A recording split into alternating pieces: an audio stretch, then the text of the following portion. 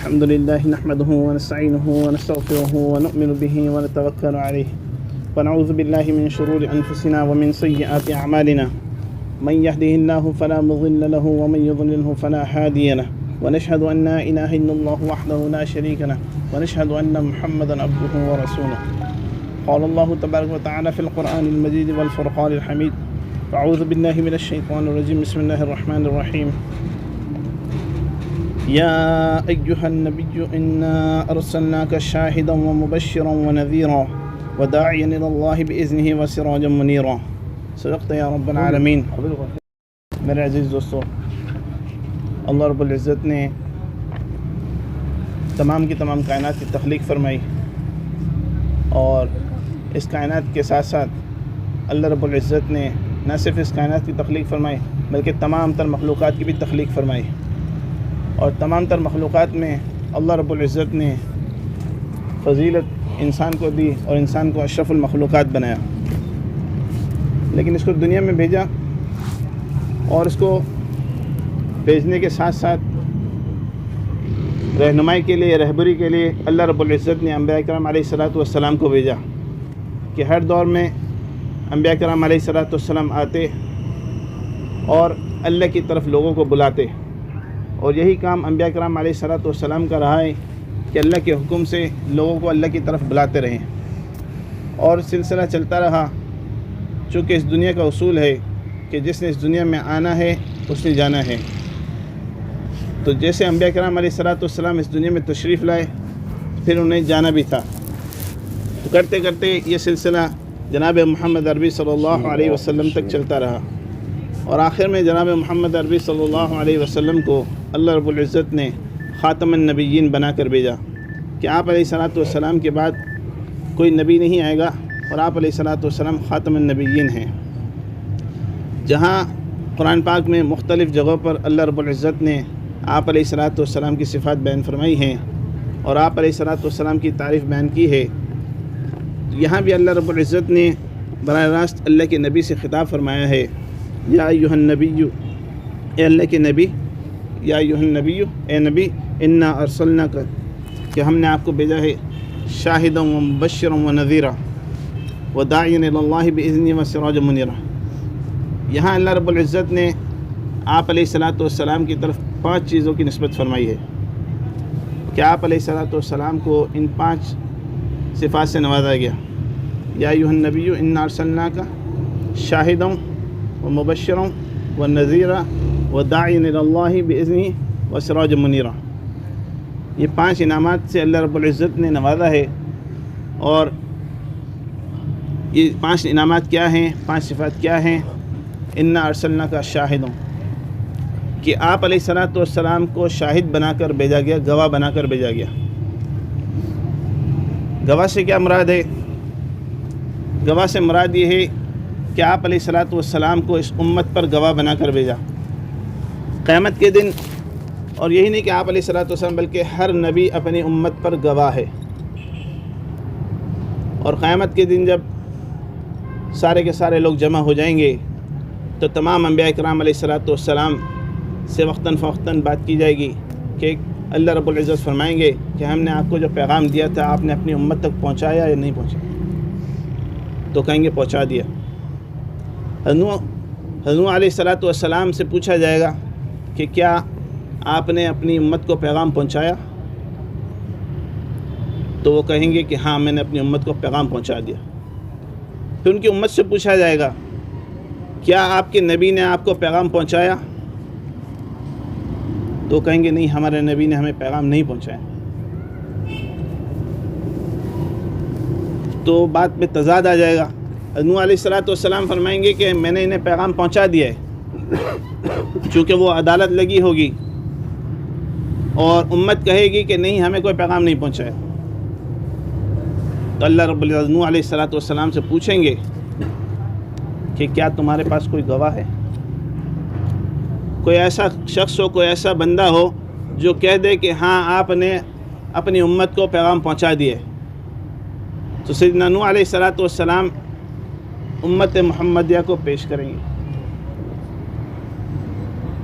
کہ وہ گواہی دیں تو جب امت محمدیہ صلی اللہ علیہ وسلم کی طرف سے گواہی جائے گی کہ وہ اللہ کو کہیں گے ہاں اللہ یہ بات حق ہے، یہ سچ ہے کہ سیدنا نوح علیہ السلام نے اپنی امت کو یہ پیغام پہنچا دیا،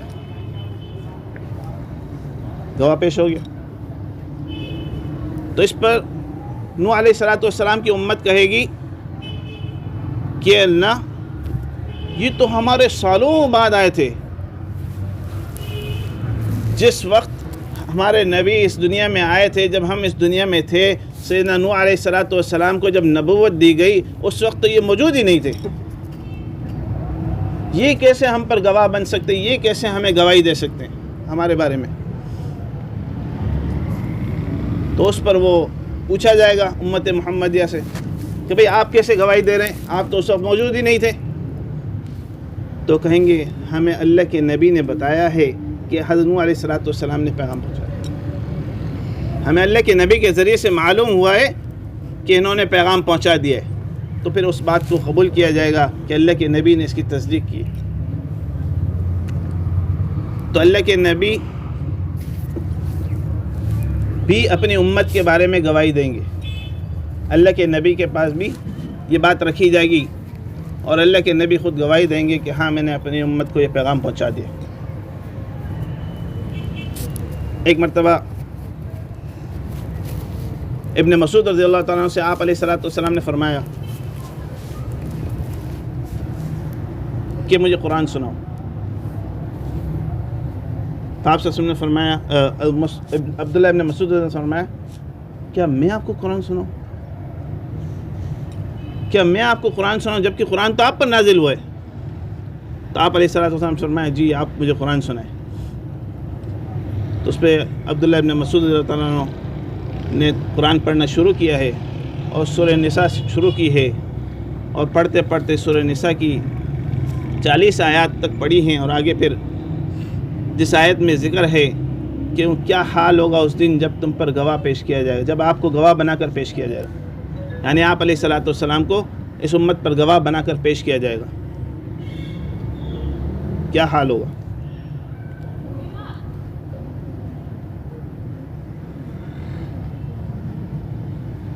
آپ سے خاموش ہو گئے،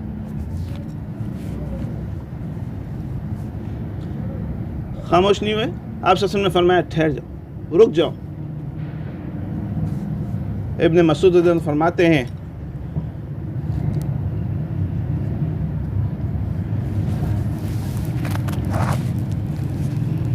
کہ جب میں نے آپ علیہ السلام کی طرف نظر دیکھی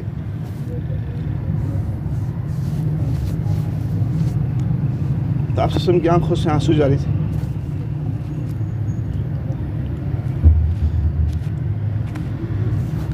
پڑھتے ہوئے کو روک دیا کہ رک جاؤ، اور جب ابن مسعود رضی اللہ عنہ نے آپ علیہ السلام کی طرف، آپ کے وسلم کے چہرے مبارک کی طرف دیکھا ہے تو کہنے لگے، فرمانے لگے کہ آپ علیہ السلام کی آنکھوں سے آنسو جاری تھے۔ علامہ عسقلانی رحمۃ اللہ علیہ فرماتے ہیں کہ غالباً آپ علیہ السلام پر وہ حشر کا دن منکشف کر دیا گیا ہوگا، مستحضر کر دیا گیا ہوگا، وہ سارے پردے ہٹا دیے گئے ہوں گے، اور آپ علیہ السلام کو منظر دکھایا گیا ہوگا کہ جس وقت آپ علیہ السلام گواہی دیں گے۔ اور مختلف روایت میں ہے کہ آپ علیہ السلام پر ہمارے اعمال پیش کیے جاتے ہیں،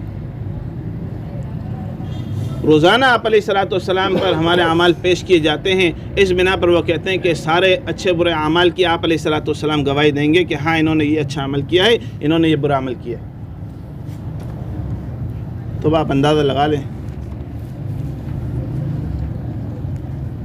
کہ رب کی محفل ہوگی اور سارے حاضر ہوں گے، اور جب ہمارے اعمال پیش کیے جائیں گے اس پر گواہ آپ علیہ السلام۔ تو بہرحال اللہ سے مانگے کہ اللہ پاک ہمارے ظاہر اور باطن کو ایک کر دے، اور ہماری خلوت اور جلوت کو ایک کر دے، اور ہمارے باطن کو ظاہر سے اچھا کر دے، عمدہ کر دے۔ تو آپ علیہ السلام کو شاہد بنا کر بھیجا گیا، اِنَّا أَرْسَلْنَاكَ شَاهِدًا وَمُبَشِّرًا۔ اور خوشخبری سنانے والے کہ جو مومنین ہیں ان کے لیے جنت کی بشارت ہے، ہمیشہ والے باغات کی خوشخبری سنانے والے ہیں آپ علیہ الصلوۃ والسلام۔ آگے پھر فرمایا کہ نذیر ہیں، یعنی ڈرانے والے ہیں۔ کس چیز سے ڈرانے والے؟ کہ لوگوں کو جہنم کی آگ سے بچانے والے کہ مت جاؤ آگے، مت جاؤ آگے۔ ہمارے استاد محترم نے فرمایا کہ نذیر کے معنی ڈرانے والا ہے، لیکن ایسا شفیق ڈرانے والا ہے کہ جیسے ماں اپنے بچے کو کہتی کہ آگے مت جا، وہاں آگ ہے تو آگے مت جا۔ جس شفقت کے ساتھ وہ اپنے بچے کو منع کرتی ہے، ایسے شفیق آپ علیہ الصلوۃ والسلام میں ڈرانے والے ہیں کہ اللہ کی نافرمانی نہ کرو، آگے جہنم کی آگ ہے۔ 3 صفات ہو گئی، انا ارسلناک شاہدا ومبشرا ونذیرا وداعیا الی اللہ باذنہ، اور اللہ کی طرف بلانے والے، اللہ کی طرف دعوت دینے والے، وداعیا الی اللہ، اللہ کی طرف بلانے والے کہ لوگوں اللہ کی طرف آ جاؤ، ایک اللہ کی طرف آ جاؤ۔ یہی تو فرق تھا، اور تو فرق کوئی تھا نہیں۔ اللہ کو تو کفار مکہ بھی مانتے تھے، لیکن جھگڑا ایک کا تھا۔ آپ علیہ الصلوۃ والسلام فرماتے ہیں کہ ایک اللہ کو مان لو، جبکہ وہ اللہ کو بھی مانتے تھے۔ تو اللہ کی طرف بلانا، وداعی الی اللہ باذنہ، اللہ کے حکم سے۔ یہاں مفسرین نے لکھا ہے کہ پتہ چلا اس بات سے کہ بہت مشکل کام ہے، بہت مشکل کام ہے، اللہ کے حکم کے بغیر تو ہو نہیں سکتا۔ جب تک اللہ کا حکم نہ ہو، اللہ کی طرف بلانا آسان نہیں ہے، پر اللہ جب تک اللہ کا حکم نہ ہو، اللہ کی مدد نہ ہو تو نہیں کر سکتے۔ وَسِرَاجًا مُنِيرًا، آخری بات، وَسِرَاجًا مُنِيرًا، چمکتا ہوا چراغ، روشن چراغ۔ آپ علیہ الصلوۃ والسلام کو روشن چراغ بنا کر بھیجا کہ ایسا روشن، ایسا چمکتا ہوا کہ دوسروں کو چمکا دے۔ آپ اگر اوپر کی طرف دیکھیں تو یہ چاند چمکتا ہوا ہے، اور اس نے اطراف کے سارے جتنے جو ستارے ہیں ان کو روشن کر دیے۔